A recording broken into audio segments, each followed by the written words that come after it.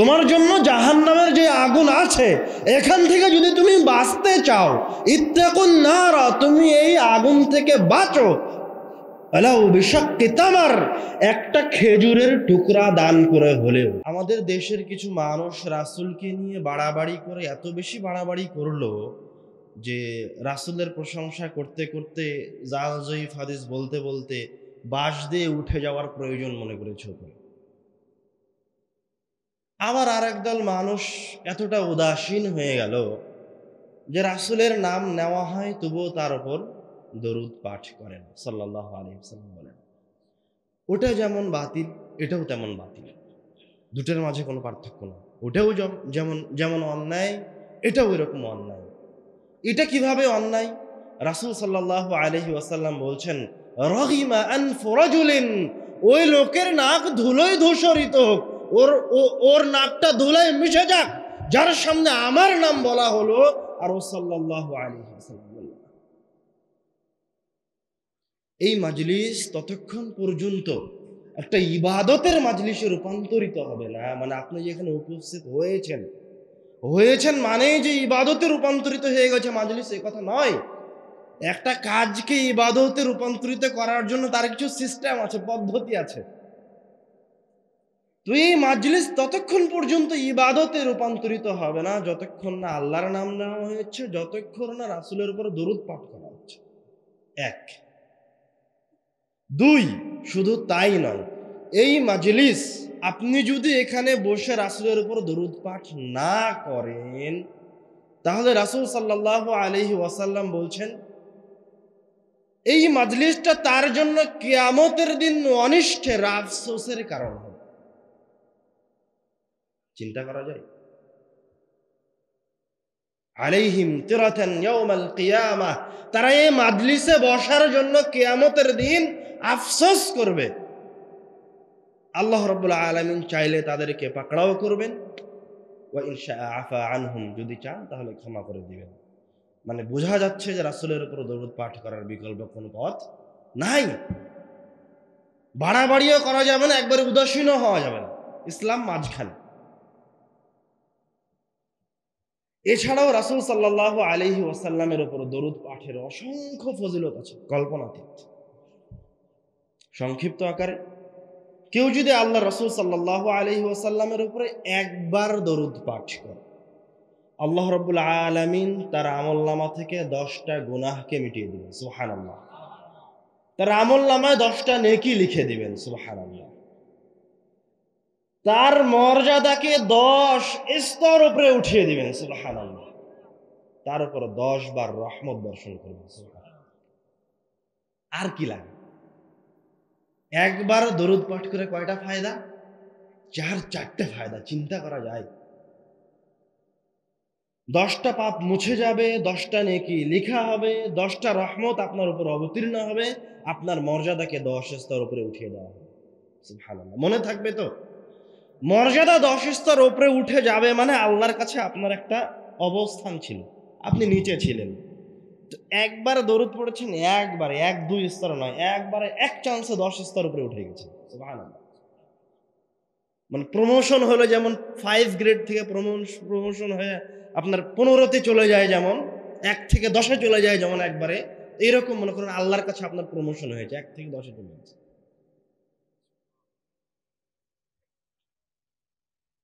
عن أبي بن كعب رضي الله تعالى عنه قال, أبي بن كعب رضي الله تعالى عنه বলছে,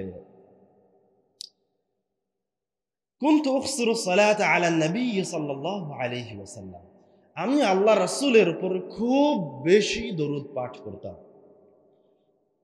আমার আল্লাহ রাব্বুল আলামিনের কিছু চাওয়া ছিল, তার কাছে আমি কিছু চাইতাম, তার কিছু কথা ছিল রাব্বুল আলামিনের কাছে, কিছু কষ্ট ছিল, তো তিনি আল্লাহর কাছে এটা চাইতেন এবং তিনি রাসূলের উপর অনেক বেশি দরুদ পাঠ করতেন।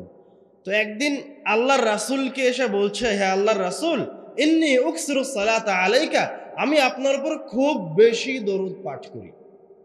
ফাকাম আজআলু লাকা মিন সালাতি, আপনি একটু আমাকে বলেন তো আমি যতক্ষণ আল্লাহর দরবারে তার ইবাদত করছি তার মাঝে থেকে কতক্ষণ সময় আপনার উপর দরুদ পাঠ করতে হবে? তখন রাসূল সাল্লাল্লাহু আলাইহি ওয়াসাল্লাম বলছেন, মা শি'তা, তোমার ইচ্ছা, যতক্ষণ ইচ্ছা আমার উপর দরুদ পাঠ করো। তখন উবাই ইবনে কাব আবার বলছে, নিজে নিজে সময় নির্ধারণ করে নিয়ে বলছে, আর রুবু, ঠিক আছে আল্লাহ রাসূল, আমি 4 ভাগের 1 ভাগ সময় আপনার উপর দরুদ পাঠ করব। তখন আল্লাহ রাসূল সাল্লাল্লাহু আলাইহি ওয়াসাল্লাম আবার একই উত্তর দিচ্ছেন, মা শি'তা, তোমার ইচ্ছা, ফা ইন জিদতা ফাহুয়া খায়রুন লাক, কিন্তু তুমি যদি এর চেয়েও বেশি সময় আমার উপর দরুদ পাঠ করো তাহলে সেটা তোমার জন্য কল্যাণকর। সুবহানাল্লাহ।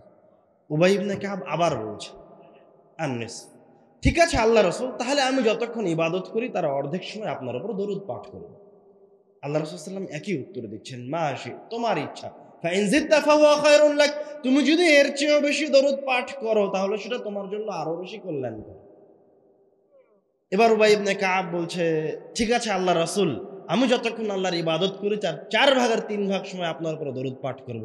আল্লাহ রাসূল আবার একই উত্তর দিচ্ছেন, মা শিতা, তোমার যতক্ষণ ইচ্ছা দরুদ পাঠ করো, ফাইন জিদতা ফাহুয়া খায়রুন লাক, এর চেয়েও যদি বেশি সময় আমার উপর দরুদ পাঠ করো তাহলে সেটা তোমার জন্য আরো কল্যাণকর। সুবহানাল্লাহ।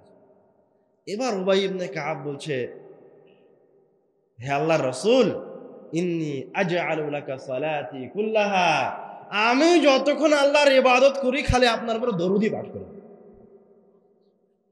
এবার রাসূল সাল্লাল্লাহু আলাইহি ওয়াসাল্লামের উত্তর পরিবর্তন হয়ে গেল। আল্লাহ রাসূল সাল্লাল্লাহু আলাইহি ওয়াসাল্লাম বলছেন যে, তোমার যা আল্লাহ রাব্বুল আলামিনের কাছে চাওয়া ছিল, তুমি যেটা চাইতে, তুমি যে কষ্টে ছিল, সব আল্লাহ রাব্বুল আলামিন এবার তোমাকে দিয়ে দিবে। সুবহানাল্লাহ। গফিরা লাকা যামবাক, এবং তোমার পাপকে আল্লাহ রাব্বুল আলামিন মিটিয়ে দিবেন। আমরা দোয়া করি রব্বুল আলামিনের কাছে, কিন্তু দোয়াতে আমাদের কিছু ত্রুটি থেকে যায়। সাধারণতই আমরা রাসূলের উপর দরুদ পাঠ করতে পারি না উপযুক্তভাবে। আল্লাহ রাব্বুল আলামিনের কাছে দোয়া কবুল হওয়ার জন্য, দ্রুত দ্রুত দোয়া রব্বুল আলামিনের কাছে পৌঁছানোর জন্য অবশ্যই রব্বুল আলামিনের প্রশংসা দিয়ে শুরু করে আগে রাসূলের উপর ইচ্ছামতো মন ভরে দরুদ পাঠ করতে হবে। তারপরে নিজের কাছে যা চাওয়ার আছে, আল্লাহর কাছে যা বলার আছে সেগুলো বলতে হবে, সেগুলো চাইতে হবে। আবার মাঝে মাঝে রাসূল সাল্লাল্লাহু আলাইহি ওয়াসাল্লামের উপর দরুদ পড়া যায়। আবার মাঝে মাঝে আল্লাহ রাব্বুল আলামিনের আসমা ওয়া সিফাত, তার নাম ধরে ডাকা যায় যে হে রহমান, হে দয়ালু, এইভাবে। আমরা বলছিলাম আল্লাহ রাসূলের উপর দরুদের গুরুত্ব খুবই বেশি, খুবই বেশি, অপরিসীম। রাসূল সাল্লাল্লাহু আলাইহি ওয়াসাল্লাম বলছেন, তোমরা বিশেষভাবে আমার উপরে জুমার দিনে দরুদ পাঠ করো। কেন? কেননা তোমাদের দরুদগুলি সব আমার কাছে জুমার দিনে পেশ করা হয়, এবং তোমাদের মাঝে থেকে যে যত বেশি দরুদ পাঠ করবে কিয়ামতের দিন সে আমার তত বেশি হবে। ভুলে গেলে কাজ হবে না। প্রত্যেকটা একবারে মনোযোগ দিয়ে শুনে বারবার বলে বলে মনে রাখতে হবে, ভুলে যাওয়া চলবে না। আমরা আমাদের আলোচনার দিকে এগিয়ে যাই। আল্লাহ রাব্বুল আলামিন কোরআনুল কারীমে সূরা মুলকের 2 নম্বর আয়াতে বলছেন, আল্লাযী খালাকাল মাউতা ওয়াল হায়াতা লিয়াবলুয়াকুম আইয়ুকুম আহসানু আমালা। আল্লাহ রাব্বুল আলামিন জীবন এবং মৃত্যুকে সৃষ্টি করেছেন তোমাদেরকে পরীক্ষা করার জন্য। আইয়ুকুম আহসানু আমালা, কে তোমাদের মাঝে সবচেয়ে সুন্দর ইবাদত করছে। মানে আল্লাহ আপনাকে যেই সময়টা জীবিত রেখেছেন এই পৃথিবীতে, এই সময়টা ঠিক একজন ছাত্র পরীক্ষার হলে পরীক্ষা দিলে যেমন তার 2 ঘন্টা সময় থাকে, শেষ হলে পরীক্ষার খাতা নিয়ে নেওয়া হয়, সময় শুরু হলে প্রশ্ন দেওয়া হয়, শেষ হলে পরীক্ষার খাতা নিয়ে নেওয়া হয়, ঠিক রব্বুল আলামিনের কাছে আপনার দুনিয়াবী জীবনটা ওই রকম। আপনি এখনো চিন্তা করেন যে আপনার জীবনের যে 20 বছর পার হলো, এখন চিন্তা করেন মনে হবে যেন খুব বেশি হলে 2 দিনের মতো মনে হচ্ছে আমার কাছে। মনে হয় না? কিয়ামতের একদিন পৃথিবীতে আপনার 60 বছরের সময়টা কিয়ামতের একদিনের কাছে সর্বোচ্চ 2 থেকে 3 মিনিট সময়। এই 2 থেকে 3 মিনিট সময়, এর জন্য আমরা কত কি করি,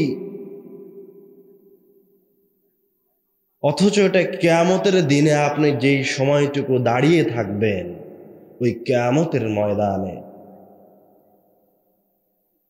তার শুধুমাত্র 2 থেকে 3 মিনিট সময় হবে। আল্লাহ রাব্বুল আলামিন আমাদেরকে এই দুনিয়াতে শুধুমাত্র পরীক্ষা করার জন্য পাঠিয়েছেন। পরীক্ষা যখন শেষ হয়ে যাবে, খাতা নেওয়ার সময় হবে, তখন রব্বুল আলামিনের কাছে বান্দা 2 ভাগে বিভক্ত। একটা ভালো বান্দা আর একটা হচ্ছে খারাপ বান্দা। যে ভালো বান্দা তার রূহ একভাবে কবজ করা হবে, যে খারাপ বান্দা তার রূহ আরেকভাবে কবজ করা হবে। আমরা এই পর্যায়ে রাসূল সাল্লাল্লাহু আলাইহি ওয়াসাল্লামের একটা লম্বা হাদিসের দিকে এগিয়ে যাচ্ছি, মনোযোগ দিয়ে শুনবেন। আন আল বারা ইবনে আযিব রাদিয়াল্লাহু তাআলা আনহু قال, বারা বিন আযিব রাদিয়াল্লাহু তাআলা আনহু বলছেন, খরাজনা মা রাসূলিল্লাহি সাল্লাল্লাহু আলাইহি ওয়াসাল্লাম, বলেন সাল্লাল্লাহু আলাইহি ওয়াসাল্লাম। খবরদার একবারের জন্য ভুলে যাবেন, অভ্যস্ত হন। এই বক্তব্যে যতবার রাসূলের নাম আসবে একবারও যেন সাল্লাল্লাহু আলাইহি ওয়াসাল্লাম ছুটে না যায়, ইনশাআল্লাহ। বারা বিন আযিব রাদিয়াল্লাহু তাআলা আনহু বলছেন, আমরা আল্লাহ রাসূলের সাথে একজন আনসার সাহাবীর জানাজার জন্য বের হলাম। ফান্তাহাইনা ইলাল কবরি ওয়ালাম্মা ইউলহাদ, আমরা কবরস্থানে গিয়ে পৌঁছালাম, এখন পর্যন্ত তার কবরটা খনন করা হয়নি। ফাজালাসা রাসূলুল্লাহ সাল্লাল্লাহু আলাইহি ওয়াসাল্লাম, আল্লাহ রাসূল কবরস্থানে বসে গেলেন। ফাজালাসনা হাওলা, আমরা সাহাবীরাও আল্লাহ রাসূলের আশেপাশে বসে গেলাম। ওয়াফি ইয়াদিহি উদুন ইয়ানকুতু বিহিল আরদ, আল্লাহ রাসূলের হাতে একটা খড়ি আছে, উনি খড়িটা দিয়ে মাটিতে খোঁটরাচ্ছে।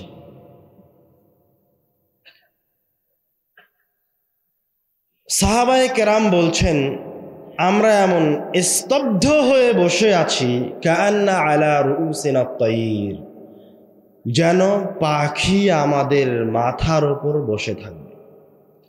পরিবেশে বোঝা যাচ্ছে যে ভয়ঙ্কর কোনো কিছু অথবা গুরুত্বপূর্ণ কোনো কিছু রাসূল সাল্লাল্লাহু আলাইহি ওয়াসাল্লাম বলতে যাচ্ছেন অথবা ঘটতে যাচ্ছে। হাত্তা রাফা রাসাহ, এক পর্যায়ে গিয়ে আল্লাহ রাসূল সাল্লাল্লাহু আলাইহি ওয়াসাল্লাম তার মাথাটা উঠালেন। ফাকাল, এবং বললেন, ইস্তাঈযু বিল্লাহি মিন আযাবিল কবর, তোমরা আল্লাহর কাছে কবরের আযাব থেকে পরিত্রাণ চাও। ইস্তাঈযু বিল্লাহি মিন আযাবিল কবর, তোমরা আল্লাহর কাছে কবরের আযাব থেকে পরিত্রাণ চাও। ইস্তাঈযু বিল্লাহি মিন আযাবিল কবর, তোমরা আল্লাহর কাছে কবরের আযাব থেকে পরিত্রাণ চাও। এইভাবে আল্লাহ রাসূল 2-3 বার তার সাহাবীদেরকে বললেন। বলার পরে এবার আল্লাহ রাসূল বলছেন, ইন্নাল আবদাল মুমিনা ইযা কানা ফি ইকবালিন মিনাল আখিরাহ ওয়া ইনকিতাইন মিনাদ দুনিয়া, যখন কোনো মুমিন বান্দার দুনিয়া থেকে পরকালে যাওয়ার সময় হয়, মৃত্যুবরণের সময় হয়, নাযালাত ইলাইহি মালাইকাতুম মিনাস সামা, তখন আল্লাহর পক্ষ থেকে ওই মুমিন ব্যক্তির কাছে অসংখ্য ফেরেশতারা চলে আসে। সুবহানাল্লাহ। আল্লাহ রাব্বুল আলামিন কোরআনুল কারীমে বলছেন, তাতানাজ্জালু আলাইহিমুল মালাইকাতু আল্লা তাখাফু, ওই ফেরেশতার দল এসে ওই মুমিন ব্যক্তিকে বলে, আল্লা তাখাফু, তুমি ভয় পেও না, তোমার ভয়ের কিছু নাই। ওয়ালা তাহজানু, তুমি এই দুনিয়া থেকে চলে যাওয়ার, তোমার নিকটতম কাছের প্রিয় মানুষগুলি ছেড়ে চলে যাওয়ার কারণে কষ্ট পেও না। ওয়ালা তাহজানু, তুমি কষ্ট পেও না। ওয়াবশিরু বিল জান্নাতিল্লাতী কুনতুম তুআদুন, বরং তুমি ওই জান্নাতের সুসংবাদ গ্রহণ করো, যেই জান্নাতের ওয়াদা তোমার সাথে আল্লাহ আর তার রাসূল করেছে। মানে এই ফেরেশতারা আসবে ওই মুমিন ব্যক্তি যেন ভয় না পায়, পরকালের দিকে উৎসাহিত করার জন্য। রাসূল সাল্লাল্লাহু আলাইহি ওয়াসাল্লাম এবার তার সাহাবীদেরকে বলছেন, ওই ফেরেশতাগুলির চেহারা বর্ণনা করছেন। বিদুল ওয়াজহ, ওই ফেরেশতাগুলোর চেহারা হবে সাদা ধবধবে ফর্সা। বিদুল ওয়াজহ কাআন্না আলা ওয়ুজুহিহিমুশ শামস, তাদের চেহারাগুলো এত সুন্দর মনে হবে যেন সূর্যের মতো জ্বলজ্বল করছে সূর্য। মাআহুম কাফানুম মিন আকফানিল জান্নাহ, তাদের সাথে থাকবে জান্নাত থেকে নিয়ে আসা কাফন। ওয়া হানুতুম মিন হানুতিল জান্নাহ, জান্নাত থেকে নিয়ে আসা এক প্রকার হানুত, সুঘ্রাণ। ইয়াজলিসুনা মিনহু মাদ্দাল বাসার, তারা ওই ব্যক্তির দৃষ্টিসীমার আশেপাশে অবস্থান গ্রহণ করবে। সুম্মা ইয়াজিউ মালাকুল মাউত, এবার মালাকুল মাউত যে মানুষের রূহকে কবজ করে সে আসবে। হাত্তা ইয়াজলিসা ইনদা রাসিহি, এসে ওই পরহেজগার ব্যক্তির মাথার পাশে বসবে, বসে বলবে ইয়া আইয়াতুহান নাফসুত তাইয়্যিবাহ, হে সুন্দর আত্মা, উখরুজি ইলা মাগফিরাতিন মিনাল্লাহি ওয়া রিদওয়ান, তুমি রব্বুল আলামিনের সন্তুষ্টি এবং ক্ষমার দিকে বের হয়ে আসো।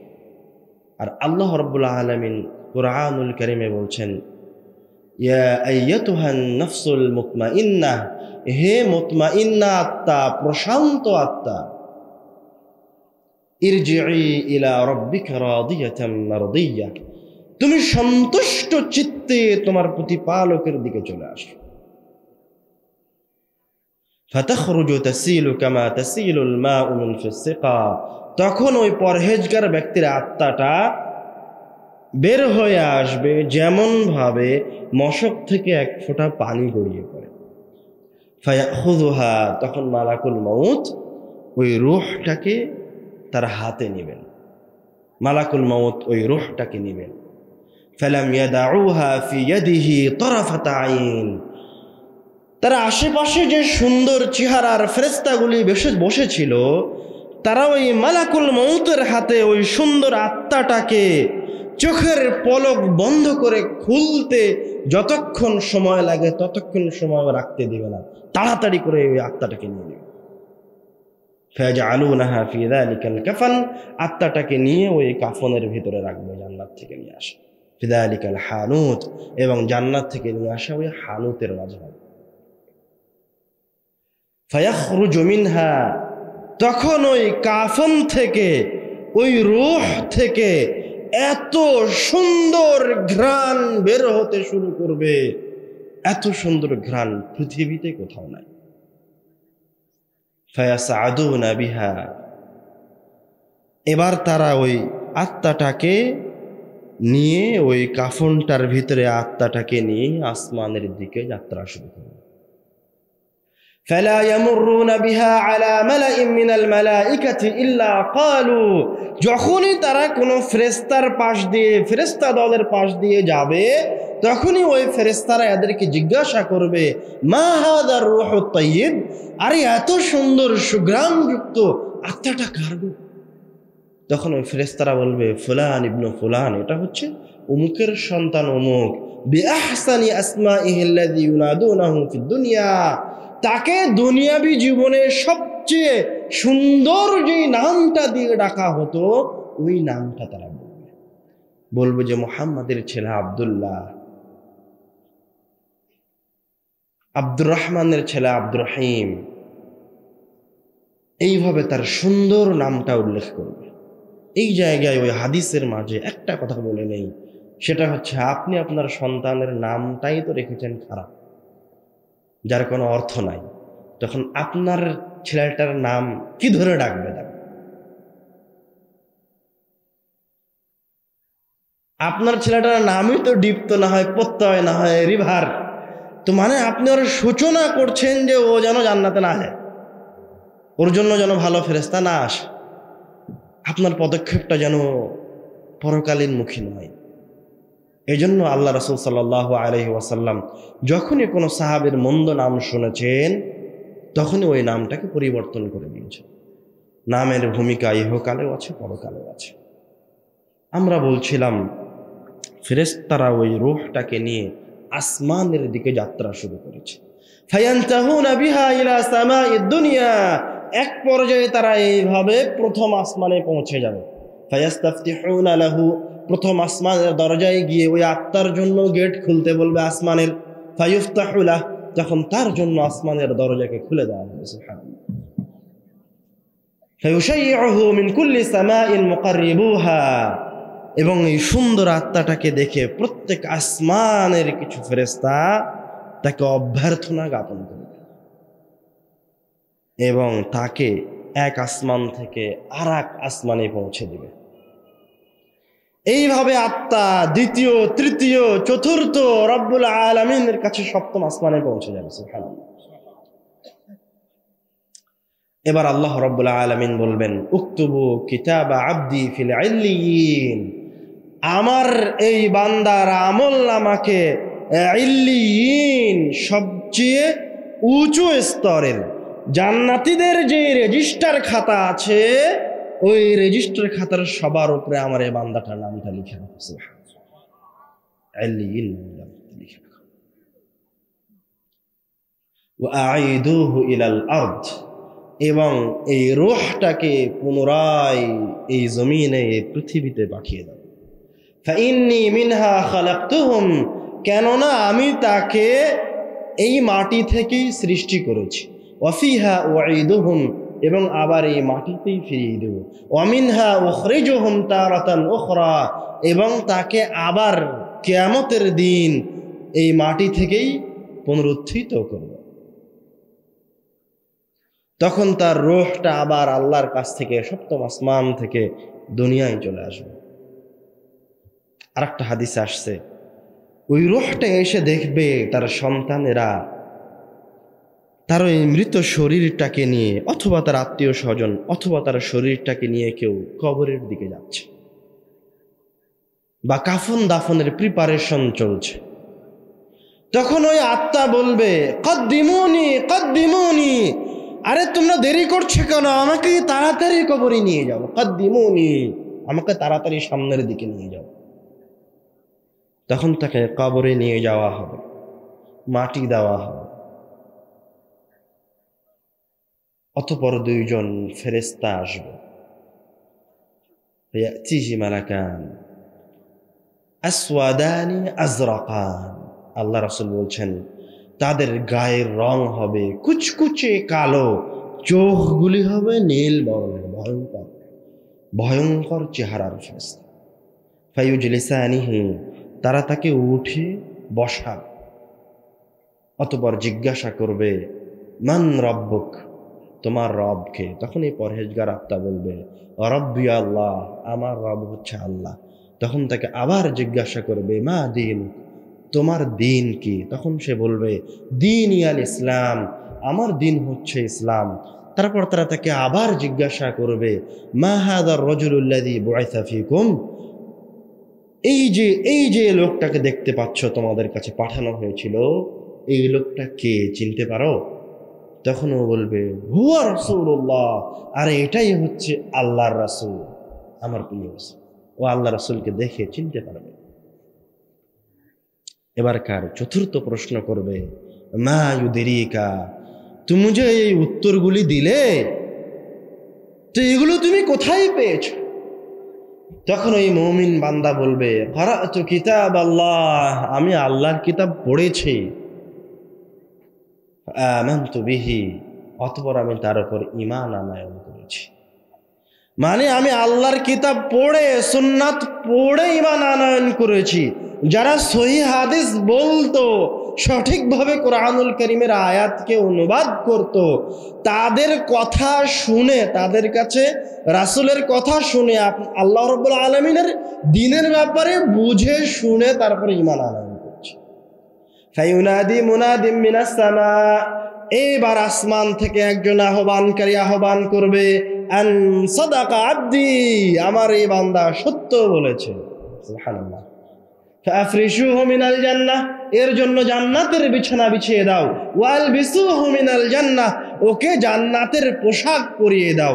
ওয়াফতাহু লাহু বাবান ইলাল জান্নাহ, তার কবরের দিকে জান্নাতের দরজাগুলি খুলে দাও। সুবহানাল্লাহ। ওয়ায়ুনাওয়ারু লাহু কবরাহ, তার কবরকে আলোকিত করে দেওয়া হবে এবং তার কবরকে এত প্রশস্ত করে দেওয়া হবে, মাদ্দা বাসারি, যতদূর পর্যন্ত তার দৃষ্টি সীমা যায়। ফায়াতিহি মিন রিহিহা ওয়া তিবিহা, তখন জান্নাত থেকে জান্নাতের সুঘ্রাণ আর জান্নাতের বাতাস ওই কবরে প্রবেশ করতে থাকবে। বলেন দেখে আল্লাহ রাসূল আর তার সাহাবীরা কোথায় এখন? কোথায় আল্লাহ রাসূল আর তার সাহাবীরা? কবরস্থানে। মাশাআল্লাহ, মনোযোগ দিয়ে শুনছেন, বুঝে যাচ্ছে। মনোযোগ দিয়ে শুনেন, অন্যদিকে চলে যাবেন না। আল্লাহ রাসূল বলছেন, এমন তো অবস্থায় তার কাছে একজন লোক আসবে, হাসানুল ওয়াজহ, যার চেহারাটা সুন্দর, তাইয়্যিবুর রিহ, যার শরীর থেকে সুঘ্রাণ বের হচ্ছে। এরকম একজন ব্যক্তি তার কাছে এসে তার কবরে প্রবেশ করবে।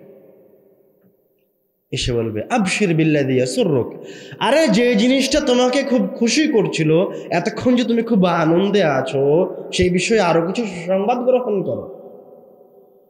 তখন এই পরহেজগার ব্যক্তি বলবে, ওয়াজহুকাল ওয়াজহু লা ইয়াতি ইল্লা বিল খাইর, মান আনতা, তুমি কে?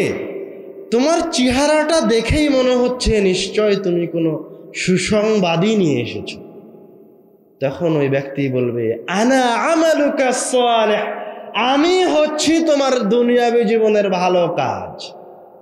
এবার বান্দা তার আমলনামা পেয়ে গেছে, খুশি হয়ে যাবে। খুশিতে রব্বুল আলামিনকে বলবে, রব্বি আকিমিস সাআ, হে আল্লাহ তুমি এখনই বিচারের দিবস অনুষ্ঠিত করো, কিয়ামত এখনই করো।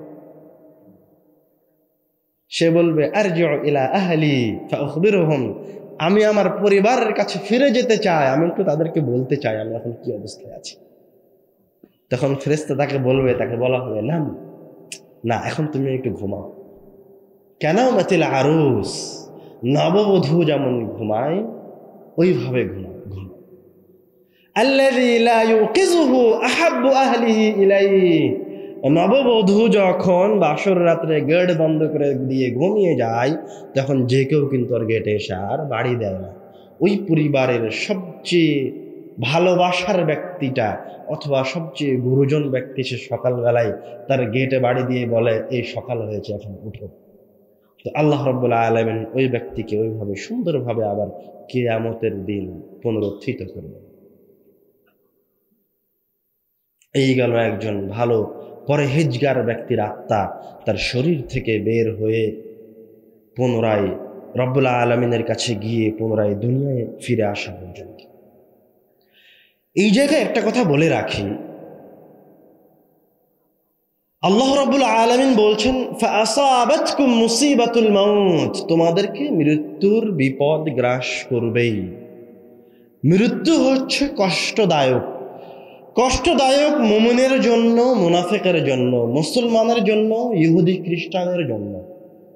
কিন্তু মুমিন বান্দার কষ্ট আর অন্যের কাফেরের কষ্টের মাঝে আকাশ জমিন তফাৎ আছে। মুমিনের কষ্টটা হচ্ছে যেমন আপনার এই জায়গায় কেটে বড় বিশালভাবে কেটে গেছে, আহত হয়ে গেছে, রক্ত বের হচ্ছে, ডাক্তার বলছে এই জায়গায় সেলাই করে দিতে হবে, না হলে ভালো হবে না। এখন যদি এই কাটা জায়গার উপর সেলাই করা হয় তাহলে আরো বেশি ব্যথা লাগবে না? আরো বেশি ব্যথা লাগবে। কিন্তু সেলাই করা হয়ে গেলে ব্যথা ভালো হয়ে যাবে। তো মুমিন বান্দার ভিতর থেকে যখন রূহটা বের করা হবে তখন সে কষ্ট পেতে পারে, কিন্তু ওই যে তার জন্য সুন্দর চেহারার ফেরেশতাগুলি বসে আছে, তাকে ওই যে আল্লাহ বলেছে তাকে তারা উৎসাহিত করবে পরকালের দিকে। মানে ও মন থেকে বের হয়ে যেতে চাইবে যে আমি আল্লাহর কাছে যেতে চাই। ওই যে ওই জায়গায় বললো রব্বুল আলামিন কি বলবে, আকিমিস সাআহ। তারপরে তার সন্তানদেরকে বলবে, আত্মীয়স্বজনকে বলবে, কদ্দিমুনি কদ্দিমুনি, আমাকে তাড়াতাড়ি কবরের দিকে নিয়ে যাও। তো তার যাত্রাটা হচ্ছে ভালোবাসার। কষ্টটা পাবে কিন্তু এই কষ্টের সাথে কি মিশ্রিত আছে? ভালোবাসা মিশ্রিত আছে।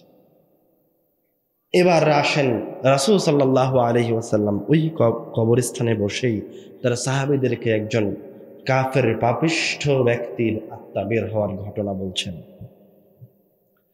ইন্নাল আবদাল কাফিরা ইযা কানা ফি ইনকিতা'in মিন আদ-দুনিয়া ওয়া ইকবালিন মিন আল-আখিরাহ, যখন তার এই দুনিয়াবী জীবন থেকে চলে যাওয়ার সময় হয়, তখন আল্লাহ রাব্বুল আলামিনের পক্ষ থেকে এই পাপিষ্ঠ বান্দার জন্য অসংখ্য ফেরেশতা আসমান থেকে নেমে আসে। সুদুল ওয়াজহ, রাসূল সাল্লাম বলছেন তাদের চেহারাগুলি হয় কালো কুচকুচে বর্ণের, দেখতেই ভালো লাগে। সুম্মা ইয়াজিউ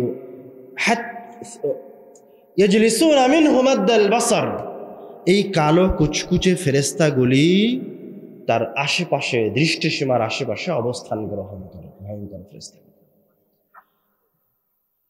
অতঃপর মালাকুল মউত আসে, হাত্তা ইয়াজলিসা ইনদা রাসিহি, এসে ওই পাপিষ্ঠ খারাপ ব্যক্তির মাথার কাছে বসে বলে, ইয়া আইয়াতুহান নাফসুল খাবিসা, হে নিকৃষ্ট আত্মা, উখরুজি ইলা সাখাতিম মিনাল্লাহি ওয়া গাদাবিহি, তুমি রব্বুল আলামিনের ক্রোধ, রব্বুল আলামিনের গজবের দিকে বের হয়ে আসো। তখন মালাকুল মউতের এই ডাক শুনে আত্মা আরো ভীত সন্ত্রস্ত হয়ে যায়। রাসূল সাল্লাল্লাহু আলাইহি ওয়াসাল্লাম বলছেন, তাতাফাররাকু ফি আ'দাইহি, তার আত্মা ওই পাপিষ্ঠ ব্যক্তির শরীরের অঙ্গ প্রত্যঙ্গে এখানে সেখানে ছড়িয়ে যায়, এরকম হাতের কোনায়, পায়ের কর্নারে পালিয়ে যাওয়ার চেষ্টা করে, কিন্তু মালাকুল মউত তার আত্মাটাকে বের করে নিয়ে আসবেই। রাসূল সাল্লাল্লাহু আলাইহি ওয়াসাল্লাম বলছেন, ইউনতাজাউ কামা ইউনতাজাউ সাফুদু মিন আসাফিল মাবলুল, মালাকুল মউত ওইভাবে ওই পাপিষ্ঠ ব্যক্তির আত্মাকে বের করে নিয়ে আসবে যেইভাবে একটি লোহার ফলা ভিজা কাপড়ের ভিতরে অথবা পশমের ভিতরে আটকে গেলে টেনে বের করে নিয়ে আসলে সুতাগুলো ছিঁড়ে যায়, পশম ছিঁড়ে বের হয়ে আসে, ওইভাবে মালাকুল মউত এই পাপিষ্ঠ ব্যক্তির ভিতর থেকে তার রূহটা টেনে ছিঁড়ে বের করে নিয়ে আসবে, তার শিরা উপশিরাগুলো রগগুলো ছিঁড়ে ছিন্ন বিচ্ছিন্ন হয়ে যাবে। আল্লাহ রাব্বুল আলামিন কুরআনুল কারীমে বলছেন, ইয়াদরিবুনা উজুহাহুম ওয়া আদবারাহুম, ফেরেশতারা ওই পাপিষ্ঠ ব্যক্তিকে পিছন দিক থেকে মারবে, সামনে দিক থেকে মারবে, পিঠাতে পিঠাতে তার আত্মাটাকে বের করে নিয়ে আসবে। পাপিষ্ঠ ফায়াখুযুহা, যখন আত্মাটা বের করে নিয়ে আসা হবে তখন মালাকুল মউত সে আত্মাটাকে নিবে। মালাকুল মউতের হাত থেকে ওই যে সমস্ত কুৎসিত ফেরেশতাগুলি চতুর্দিকে অবস্থান করছিল, তারা মালাকুল মউতের হাত থেকে এবারকার ওই আত্মাটাকে নিয়ে মাসূহ নামক পাত্রের ভিতরে রাখবে।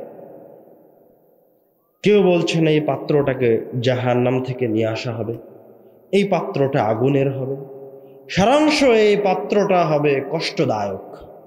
এই কষ্টদায়ক পাত্রে এই পাপিষ্ঠ ব্যক্তির রূহকে রাখা হবে। ফায়াখরুজু মিনহা কাআনতানি রিহিন উজিদাত আলা ওয়াজহিল আরদ, তখন ওই পাত্র থেকে নিকৃষ্ট জঘন্য ঘ্রাণ, গন্ধ বের হতে থাকবে। এইরকম নিকৃষ্ট ঘ্রাণ পৃথিবীর কোথাও নাই। ফায়াসআদুনা বিহা, এবারকার এই সমস্ত ভয়ঙ্কর ফেরেশতাগুলি ফায়াসআদুনা বিহা, এই রূহকে নিয়ে আসমানের দিকে যাত্রা শুরু করবে।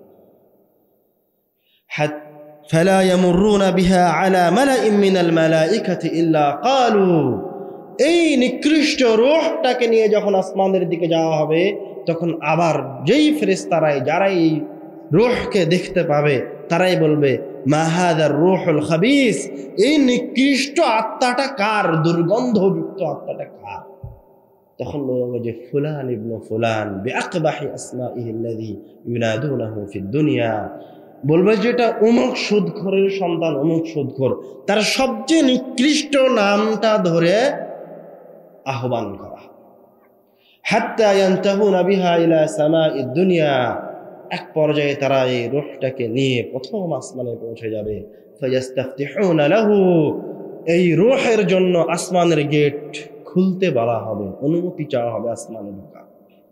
ফালা ইফতাহ, কিন্তু এই পাপিষ্ঠ ব্যক্তির জন্য আসমানের দরজাকে খোলা হবে। আল্লাহ রাব্বুল আলামিন তখন বলবেন, উকতুবু কিতাবা আবদি ফিস সিজ্জিন ফি আসফালিল আরদ, আমার এই বান্দার আমল নামাকে, এই বান্দাকে জমিনের একবারে নিচে সিজ্জিন নামক জাহান্নামে ওই সমস্ত খারাপ ব্যক্তিদের সাথে ওই জায়গায় তার জায়গা করে দেয়, তার নামটা ওইখানে দিই। ফায়ুতরাহু রূহাহু তারহা, তখন তার রূহটাকে ওখান থেকে প্রথম আসমান থেকেই জোরে নিক্ষেপ করে দেয়। তখন ওই খারাপ ব্যক্তির রূহ দুনিয়ায় ফিরে আসবে। হাদিসে আসছে ওই রূহটা এসে দেখবে যে তার শরীরটার কাফন দাফনের ব্যবস্থা চলছে, কবরের দিকে নিয়ে যাওয়ার ব্যবস্থা চলছে। ওই রূহ তার লাশকে দেখে বলবে, ইয়া ওয়াইলাহা, হায় হায় হায়, আইনা ইয়াযহাবুনা বিহা, এরা এই শরীরটাকে নিয়ে, আমার শরীরটাকে নিয়ে কোথায় যাচ্ছে? ও চিৎকার করে বলতে থাকবে, যারা আমার শরীরটাকে নিয়ে কোথায় যাচ্ছে? আরে আমার সন্তানেরা, এই যে 5 তলা বিল্ডিংটা, এটা তো আমার বাড়ির সামনে যে আলিশান গাড়িটা রাখা, আমি তোমাদের জন্য লোন নিয়ে এই বাড়িটা বানিয়েছি, তোমরা আমার শরীরটাকে এখান থেকে বের করে নিয়ে কোন দিকে যাচ্ছ? এইভাবে সে চিৎকার করতে থাকবে। আল্লাহ রাসূল সাল্লাল্লাহু আলাইহি ওয়াসাল্লাম বলছেন, ইয়াসমাউ সাওতাহু কুল্লা শাইইন, তার এই চিৎকার সবাই শুনতে পাবে, সবাই শুনতে পাবে মানুষ ব্যতীত। লাউ সামিআ, যদি মানুষ তার এই চিৎকার শুনতে পেত, সাইকা, তাহলে মানুষ অজ্ঞান হয়ে যেত, এত জোরে সে চিৎকার। কিন্তু তার শরীরটাকে কবরে রেখে আসা হবে, মাটি দিয়ে দেওয়া হবে। যখন তার সঙ্গী সাথী তাকে রেখে চলে যাবে, ইয়াসমাউ সাওতা কারআনি আলিহিম, তখন ওই ব্যক্তি তার সঙ্গী সাথীদের চলে যাওয়ার জুতার আওয়াজ শুনতে পাবে। ফায়াতিহি মালাকান, তারপর 2 জন ফেরেশতা আবার এই খারাপ পাপিষ্ঠ ব্যক্তির কাছে আসবে। ফায়ুজলিসানিহি, তাকে বসাবে, বসে আবার এই ব্যক্তিকেও জিজ্ঞাসা করবে, মান রব্বুক, তোমার রব কে? বলবে, হা হা লা আদরি, আমি কিছুই জানি না। তখন তাকে আবার জিজ্ঞাসা করবে, মা দীনুক, তোমার দিন কি? আবার একই উত্তর দিবে, হা হা লা আদরি, আমি কিছুই জানি না। আবার জিজ্ঞাসা করবে, মা হাযার রাজুলুল্লাযী বুইসা ফীকুম, এই লোকটি কে যাকে তোমাদের মাঝে পাঠানো হয়েছিল? বলবে, হা হা লা আদরি, আমি কিছুই জানি না। সে আল্লাহর রাসূল কেউ চিনতে পারবে না। ফায়ুনাদি মুনাদি মিনাস সামা, তখন আসমান থেকে একজন আহ্বানকারী বলবে, চিৎকার করে বলবে, আওয়াজ করে বলবে, আন কাযাবা আবদি, আমার এই বান্দা মিথ্যা বলেছে। ফাফরিশুহু মিনান নার, তার জন্য জাহান্নামের বিছানা বিছিয়ে দাও। ওয়ালবিসুহু মিনান নার, তাকে জাহান্নামের পোশাক পরিয়ে দাও। ওয়াফতাহু লাহু বাবান ইলান নার, তার কবর থেকে জাহান্নামের দিকে দরজাগুলো খুলে দাও। ফায়াতিহি মিন রিহিহা ওয়া সামুমিহা, তখন জাহান্নাম থেকে, জাহান্নামের সেই উত্তপ্ত বাতাসগুলি তার কবরে প্রবেশ করতে থাকবে, জাহান্নামের নিকৃষ্ট ঘ্রাণ তার কবরে আসতে থাকবে।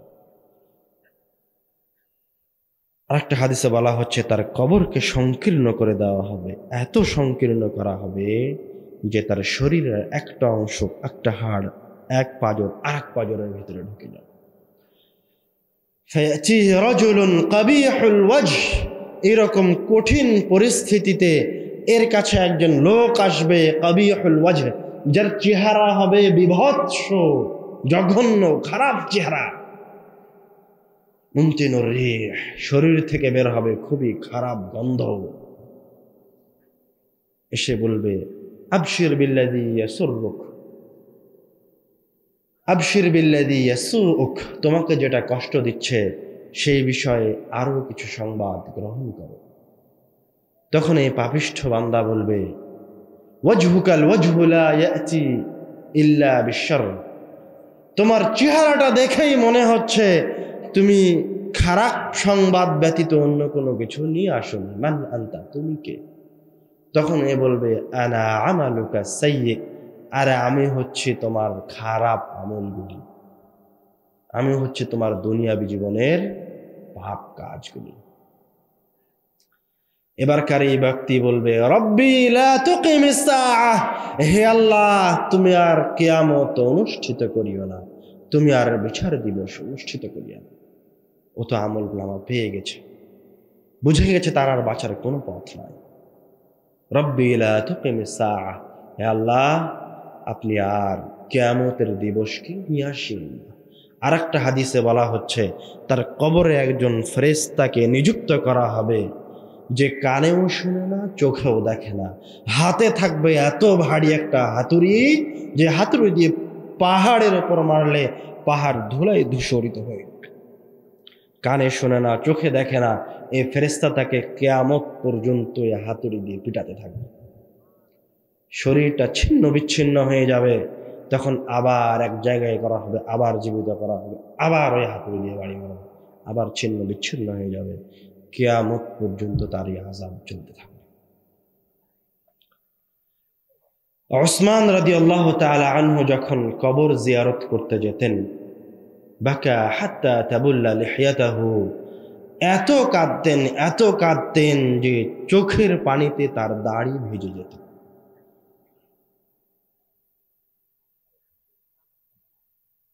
তখন সাহাবায়ে কেরাম উসমান রাদিয়াল্লাহু তাআলা আনহুকে জিজ্ঞাসা করতেন, তাবকি মিন হাদা, আপনি এটা দেখে, এই মাটি, এই কবর দেখে কান্না করছেন, আর আপনার সামনে জাহান্নামের আযাবের কথা বলা হয়, জান্নাতের কথা বলা হয়, তখন আপনি কান্নাকাটি করেন না?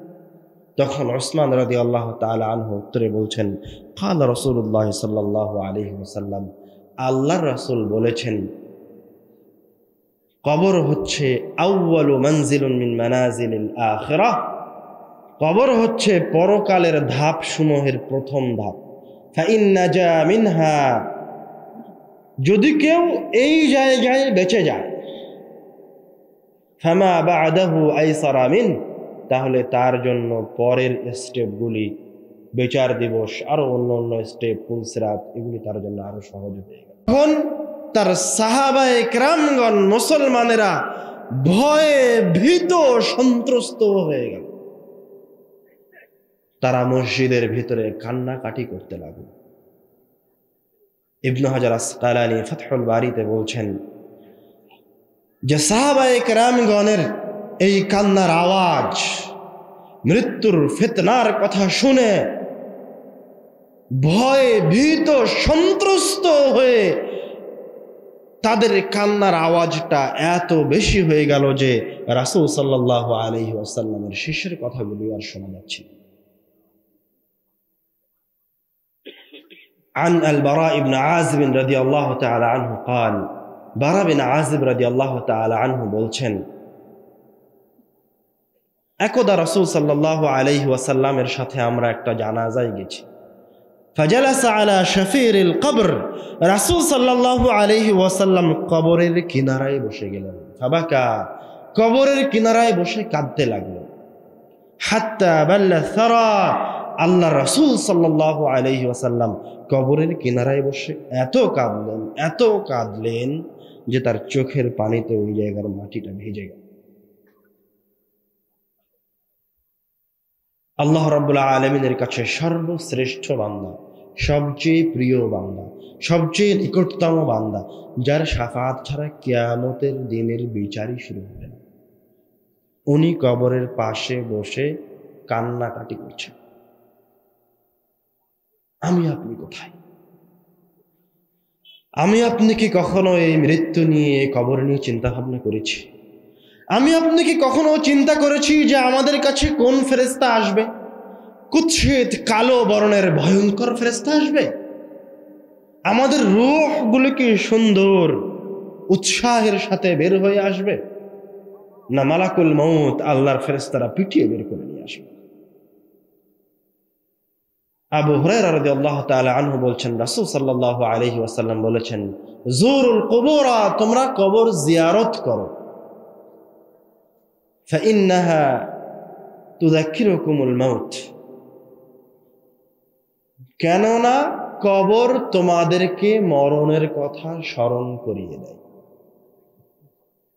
আল্লাহ রাসূল নিজে আপনাদেরকে কবর জিয়ারত করার জন্য নির্দেশ দিচ্ছে। কেন কবর জিয়ারত করতে বলছেন? যেন আপনি নিজে এই জায়গা থেকে, এই কবরে যাওয়ার জন্য প্রিপারেশন গ্রহণ করেন। এই জন্য নয় যে কবর আল্লাহর কাছে ভিক্ষা চান। ও তো আল্লাহ ছাড়া কেউ জানে না যে ওর অবস্থা কি, ওকে হাতুড়ি দিয়ে পিটানো হচ্ছে না তার কবরে জান্নাতের দরজা খোলা আছে, এটা তো কেউ জানে না। আল্লাহ রাসূল বলছেন আপনি কবর জিয়ারত করেন মৃত্যুকে স্মরণ করার জন্য। তো আপনি একদিন কবরস্থানে যান, আপনার দাদা দাদি অথবা বাপ অথবা মা অথবা যে আপনার নিকটতম ব্যক্তি মারা গেছে তার কবরটা একবার জিয়ারত করতে যান, তাহলে অনুভূতি আরো বেশি আসবে। গিয়ে বলেন আসসালামু আলাইকুম ইয়া আহলাল কুবুর, হে কবরবাসী তোমাদের উপরে রব্বুল আলামিনের শান্তি বর্ষিত। ওয়া ইন্না ইনশাআল্লাহু বিকুম লালাহিকুন, এবং অচিরেই আমরাও তোমাদের সাথে সাক্ষাৎ করব। এই কবরে তোমার পাশের কবরটায় গিয়ে আমি একদিন শুইব। কবরে গিয়ে সালাম দিয়ে এই কথাটা বলেন। বলার পরে আপনি একটা কবরের পাশে দাঁড়িয়ে আরো চিন্তা করতে পারেন, মনে করতে পারেন যে যে কবরটা আপনার সামনে, এই কবরটা হচ্ছে ব্যাংক। ব্যাংক বুঝেন, যেখানে আপনি টাকা জমা করে রাখেন, আপনার টাকাটা নিরাপদে থাকে, কেউ নিতে পারে না। তো আপনার কবরটা হচ্ছে আপনার ব্যাংক। এবার আপনি কবরটার দিকে তাকিয়ে চিন্তা করেন যে কবরে আপনার কতগুলি অর্থ সম্পদ জমা করা আছে, ওই কবরে আপনার কয় ওয়াক্ত সালাত এবং নফল সালাত জমা করা আছে, ওই কবরের ভিতরে কতগুলি সৎ আমল আছে। আবার চিন্তা করেন ওই কবরে আপনার কতগুলি অন্যায় রাখা আছে, ওই কবরে আপনার কতগুলি মানুষের উপর জুলুমকে জমা করে রাখা হয়েছে, ওই কবরে আপনার কতগুলি মিথ্যা কথা রাখা আছে, ওই কবরে ওই যে আপনি একজন মেয়ের সাথে অন্যায় করেছেন, জেনায় লিপ্ত হয়েছেন, ওই রকম কতগুলি জেনা আপনার এই কবরে জমা করা আছে। একবার চিন্তা করতে থাকেন, এইভাবে দেখবেন আপনি উত্তর পেয়ে যাবেন যে আপনি সৎ বান্দা না খারাপ বান্দা। যে এসিটা আপনার রুম ঠান্ডা করার জন্য লাগিয়েছেন, ওই রকম কোন এসির সম পরিমাণ টাকা কি আপনার কবরে জমা করা আছে? যে গাড়িটা আপনার বাড়ির সামনে রাখা আছে, ওই গাড়ির সমান কোনো সম্পদ কি আপনার কবরে জমা করে রাখা আছে? চিন্তা করতে থাকেন, একের পর এক চিন্তা করেন। কেননা আপনি এই দুনিয়ায় যেখানে দাঁড়িয়ে আছেন, যে কবরের উপর দাঁড়িয়ে আছেন, ওইখান থেকে কয় সেকেন্ড পরে, কয় মিনিট পরে ওই মাটির নিচে চলে যাবেন, এটা আপনি জানেন। আল্লাহ রাব্বুল আলামিন কোরআনুল কারীমে বলছেন, যখন কবরবাসীকে শাস্তি দেওয়া শুরু করা হবে, ইস্তারিখুনা ফীহ, তখন তারা সেই কবরে জোরে জোরে চিৎকার করে বলবে, হ্যাঁ আমার রব, আমাদেরকে আবার দুনিয়ায় ফিরিয়ে দিন, আমাদেরকে আবার দুনিয়ায় একবার যাওয়ার সুযোগ করে দিন, আমরা ভালো কাজ করব, আগে যে সমস্ত কাজ করতাম ওইগুলি আর কোনোদিন করব না। তখন আল্লাহর পক্ষ থেকে আপনাদেরকে বলা হবে যে তোমাদেরকে দুনিয়াতেও সতর্ক করার জন্য একজন ব্যক্তি এসেছিল, আমার দায়ীরা এসেছিল, আমার রাসূলেরা এসেছিল, আলেম ওলামারা, আমার রাসূলের অনুসারীরা এসেছিল, ওয়ারিসরা এসেছিল, এসে তোমাকে এই কবরের আযাবের কথাই বলেছে, এই জাহান্নামের আযাবের কথাই তোমার সামনে বলেছিল, তোমাকে জান্নাতীদের কথাও বলেছিল, জাহান্নামীদের কথাও বলেছিল। ওই দিন তুমি ভালো হও, আজ আর এখান থেকে ফিরে যাওয়ার কোনো সুযোগ নাই, আজ আর ভালো হওয়ার কোনো সুযোগ নাই। আমরা আমাদের আলোচনার শেষে এই পরকালকে, মৃত্যুকে সামনে রেখে আপনাদের সামনে যে গুটি কয়েকটা নসিহা রেখে যেতে চাই। তার প্রথম নসিহা হচ্ছে আল্লাহ রাসূল যে হাদিসটা বললেন, জুরুল কবুর, তোমরা কবরকে জিয়ারত করো, প্রথম। দ্বিতীয় নসিহা হচ্ছে ছোট ছোট দুইটি কারণে মানুষকে কবরে শাস্তি দেওয়া হবে। তার একটা হচ্ছে পেশাব করার সময় সতর্কতা অবলম্বন না করা, গায়ে যদি পেশাব ছিটে আসে তাহলে তাকে কবরে শাস্তি দেওয়া হবে। আরেকটা ছোট পাপের কারণে কবরে শাস্তি দেওয়া হবে, সেটা হচ্ছে আরেকটা ছোট পাপের কারণে কবরে শাস্তি দেওয়া হবে, সেটা হচ্ছে নামিমা, মানুষের নামে মিথ্যা কথা বলা, অপবাদ দেওয়া, মানুষের নামে আরেকজনের কাছে গিয়ে গীবত করা, যেটা আমাদের ঘরে ঘরে, পাড়ায় পাড়ায় এরকম কিছু মহিলা পাবেন যে কোথায় কি হয়েছে খালি শোনা মাত্রই দৌড় দিয়ে আপনার বউয়ের কাছে এসে বলবে, আরে জানিস অমুকের বাড়িতে অমুকের মেয়ে না অমুকের সাথে প্রেম করে পালিয়ে গেছে। তার সাথে আরো বাড়িয়ে চাড়িয়ে অনেক কথা বলবে। তো আপনি যখন তার কাছ থেকে কথাটা শুনছেন, তার তো কবরের শাস্তি আছে যে এসে আপনাকে বলছে, ওটা তো তার জন্য আছে। এখন আপনি যে তার কাছ থেকে কথাগুলি শুনছেন, খারাপ কথাগুলি, এই জন্য আপনাকেও বিপদে পড়তে হবে। এইরকম মানুষের কাছ থেকে কোনো কিছু শোনা, এরকম মানুষের পাশে বসা থেকেই বিরত থাকেন। বলেন যে তুই যদি আগেই তুই যদি কারো গীবত করতে এসে থাকিস, কারো বিষয়ে মিথ্যা কথা বা অপবাদ দিতে এসে থাকিস, তাহলে আমার সাথে কথা বলার দরকার নাই, এখনই বাড়ি থেকে বের হয়ে যা। ওই রকম মানুষকে বাড়িতে ঢুকতে দেওয়া যাবে না। আর যদি তোর কোনো প্রয়োজনের কথা থাকে তাহলে বল, কেননা ও নিজেও পথভ্রষ্ট, আপনাকেও পথভ্রষ্ট করতে এসেছে। এই দুটো কারণে কবরের শাস্তি দেওয়া হবে। 3, কবরের আযাব থেকে বাঁচার জন্য রাসূল সাল্লাল্লাহু আলাইহি ওয়াসাল্লাম যে সমস্ত উপায় বলে দিয়েছেন, তার একটা মজবুত শক্তিশালী উপায় হচ্ছে কোরআনুল কারীম। সাহাবায়ে কেরামগণের যুগে সূরাতুল মুলকে আল মানিআ তথা বাধা প্রদানকারী সূরা নামে চেনা হতো। কেন?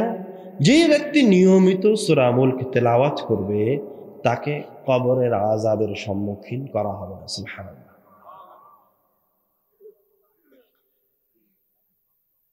পরকালের আযাব থেকে মুক্তি পাওয়ার আরেকটা শক্তিশালী মাধ্যম হতে পারে, রাসূল সাল্লাল্লাহু আলাইহি ওয়াসাল্লাম বলেছেন,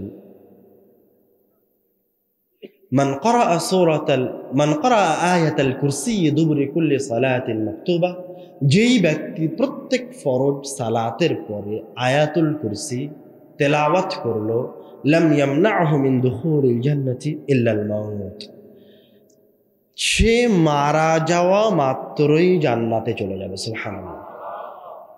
মানে যেই ব্যক্তি, আরো ভালোভাবে বোঝেন, যে 5 ওয়াক্ত ফরজ সালাতের পরে আয়াতুল কুরসি তেলাওয়াত করে, ও এখনো জান্নাতে যায়নি। কেন? মারা যায়নি তাই। মাশাআল্লাহ, ভালো বুঝেছেন। ও মারা গেলেই জান্নাতে চলে যাবে। তো এটা তৃতীয় আরেকটা অস্ত্র সহজে জান্নাতে যাওয়া এবং কবরের আযাব থেকে বাঁচার জন্য। চতুর্থ এবং শেষ নসিহা আপনাদের জন্য, আল্লাহ রাব্বুল আলামিন কোরআনুল কারীমে বলছেন, ওয়াআনফিকু মিম্মা রাযাকনাকুম মিন ক্বাবলি আন ইয়াতিয়া আহাদাকুমুল মাউত, তোমাদের কাছে মৃত্যু পৌঁছার আগেই, মালাকুল মাউত আসার আগেই তোমরা তোমাদের অর্থ সম্পদ থেকে, যেটা আমি দিয়েছি, সেখান থেকে তোমরা দান সাদকা। কেননা ওই মৃত্যুর সময় যখন আপনার রূহকে বের করে নেওয়া হচ্ছে, তখন আপনি রব্বুল আলামিনের কাছে যেই ফরিয়াদটা করবেন সেটা হচ্ছে, রব্বি লাউলা আখারতানি ইলা আজালিন করিব, প্রতিপালক আমার রূহটা আমার ভেতর থেকে বের করে নিতে 1 সেকেন্ড দেরি করো। প্রতিপালক, তোমার কাছে অনুনয় বিনয় করছি, আমাকে 1 মিনিট সময় দাও। তুমি যদি আমাকে 1 মিনিট সময় দাও, লা আসাদদাকু ওয়া আকুন মিনাস সালিহিন, তাহলে আমার অর্থ সম্পদগুলি আমি দান সাদকা করে দিয়ে সালেহিনদের অন্তর্ভুক্ত হয়ে যাব। মৃত্যুর সময়, ওই শেষ সময় 1 সেকেন্ড সময় চেয়ে যে ভিক্ষা আপনি রব্বুল আলামিনের দরবারে করবেন, সেটা হচ্ছে দান সাদকা করতে চাওয়ার ভিক্ষা। কেন আপনি এই সময় দান সাদকা করতে চাইবেন? কেননা আপনি যখন মারা যাবেন, আলেম ওলামাগণ বলছেন, বড় বড় বিদ্বানগণ বলছেন যে আপনি যখন মারা যাবেন তখন আপনার আমলনামার মাঝে আপনি সবচেয়ে শক্তিশালী যে আমলনামাটাকে পাবেন, সেটা হচ্ছে আপনার দান করা 10টা টাকা। মানে দানের চেয়ে শক্তিশালী কোনো ইবাদত না। আপনি মনে হয় এখনো বুঝতে পারেননি, দানের চেয়ে শক্তিশালী কোনো ইবাদত নাই।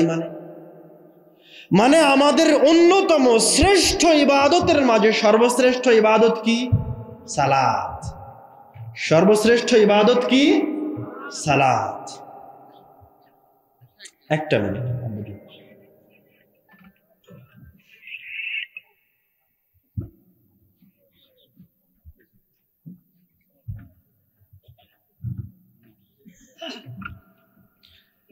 আপনি রব্বুল আলামিনের কাছে আপনার রূহ বের হয়ে যাওয়ার সময় যেই ফরিয়াদ জানাবেন সেটা হচ্ছে, রব্বুল আলামিন আমাকে সামান্য একটু সময় দিন, লাউলা আখারতানি ইলা আজালিন করিব, আপনি যদি সামান্য একটু সময় দেন, লা আসাদদাকা ওয়া আকুম মিনাস সালিহিন, তাহলে আমি দান সাদকা করে সালেহিনদের অন্তর্ভুক্ত হয়ে যাব।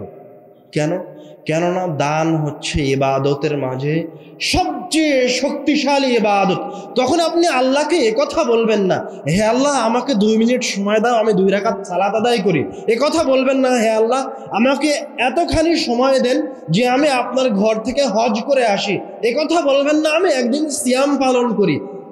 অন্য কোনো ইবাদতের জন্য আপনি রব্বুল আলামিনের কাছে বলবেন না। তখন যে ইবাদতের জন্য রব্বুল আলামিনের কাছে ফরিয়াদ করবেন, অনুনয় বিনয় করবেন, সেটা হচ্ছে দান করা। কেননা দান হচ্ছে সবচেয়ে শক্তিশালী ইবাদত। রাসূল সাল্লাল্লাহু আলাইহি ওয়াসাল্লাম বলছেন, ইত্তাকুন নার ওয়ালাউ বিশাক্কি তামার, তোমার জন্য জাহান্নামের যে আগুন আছে এখান থেকে যদি তুমি বাঁচতে চাও, ইত্তাকুন নার, তুমি এই আগুন থেকে বাঁচো ওয়ালাউ বিশাক্কি তামার, একটা খেজুরের টুকরা দান করে হলেও। আল্লাহ রাসূল এই হাদিসে কি বুঝাতে চাইলেন? আপনার সম্পদই এখন একটা খেজুর, একটা খেজুর ছাড়া আপনার কাছে আর কোনো সম্পদ নাই। তো আল্লাহ রাসূল বলছে এই আগুন থেকে, জাহান্নামের আগুন থেকে বাঁচার জন্য এবারে এই খেজুরের একটা টুকরা ছিঁড়ে আল্লাহর রাস্তায় দান করে এই জাহান্নামের আগুন থেকে পরিত্রাণ চাও। আরেকটা হাদিসে রাসূল সাল্লাল্লাহু আলাইহি ওয়াসাল্লাম বলছেন, আস-সাদাকাতু তুতফিউল খাতিআতা কামা ইউতফিউল মাউন নার, তোমার সাদকা, তোমার টাকা পয়সা ওইভাবেই তোমার পাপকে মিটিয়ে দেয় যেইভাবে আগুনের উপর পানি ঢাললে আগুন মিটে যায়। সুবহানাল্লাহ। আরেকটা হাদিসে রাসূল সাল্লাল্লাহু আলাইহি ওয়াসাল্লাম বলেছেন, আস-সাদাকাতু তারুদ্দুল বালা, দান সাদকা করলে বিপদকে উঠিয়ে নেওয়া হয়। কেন? যে কৃপণ যে দান করে না, ওর কাছ থেকে ওর অর্থ সম্পদ আল্লাহ রাব্বুল আলামিন নিয়ে নেবেন। যে দান করে সে তো স্বইচ্ছায় দিয়ে দিল। তো যে স্বইচ্ছায় দিয়ে দিল, আপনি এখন এই প্রোগ্রামে বসে আছেন, প্রোগ্রাম থেকে আপনি একজন কৃপণ মানুষ, কথার কথা উদাহরণ দিচ্ছি, প্রোগ্রামে বসে আছেন, কৃপণ মানুষ, অর্থ সম্পদ দান করেন না, আল্লাহ রাব্বুল আলামিন আপনার সম্পদ থেকে অর্থ বের করে নিয়ে আসবেন। কিভাবে? উঠে আপনি মোটরসাইকেল দিয়ে যাচ্ছেন, অ্যাক্সিডেন্ট হবে, আপনার পাটা ভেঙে যাবে, তারপর আপনি ওই পায়ের চিকিৎসার জন্য 1 থেকে 1.5 লক্ষ টাকা খরচ করবেন। আপনার অর্থ বের করে নিয়ে আসা হবেই, আপনি ইচ্ছায় করেন আর অনিচ্ছায় করেন। আপনি দান করে দিয়েছেন, এবার রব্বুল আলামিন আপনার অ্যাক্সিডেন্ট হওয়ার কথা ছিল, ওই বিপদকে আপনার উপর থেকে তুলে নিয়েছেন। দান হচ্ছে সবচেয়ে ক্ষমতাবান, পাওয়ারফুল ইবাদত। এর চেয়ে শক্তির দিক থেকে কোনো ইবাদত নেই। রব্বুল আলামিন আমাদেরকে সদা সর্বদা কল্যাণের উপর থাকার তৌফিক দান করুন। আল্লাহুম্মা আমিন।